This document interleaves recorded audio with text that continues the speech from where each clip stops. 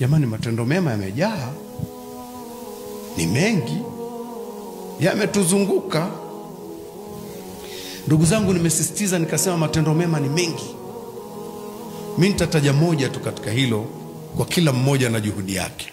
Kukumbusha kutoa sadaka, tena kutanguliza watu walio karibu na wewe, ndugu zako walio karibu na wewe, majirani zako wenye shida. Kwa nini nimetanguliza hao?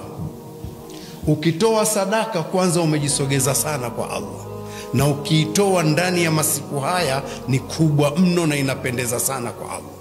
Na ukiitoa kwa ndugu yako unapata malipo mara mbili, kuunga udugu na kutoa sadaka.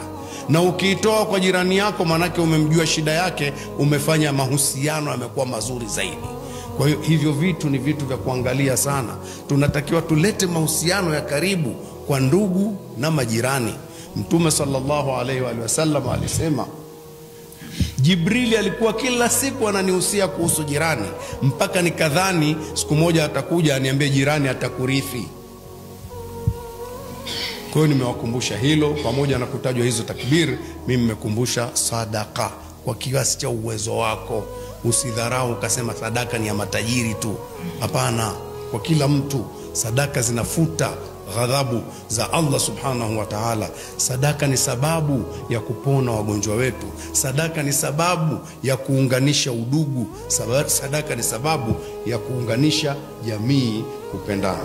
Allah tujalie kuwa wenye kusikia na kufuata yaliyo mazuri.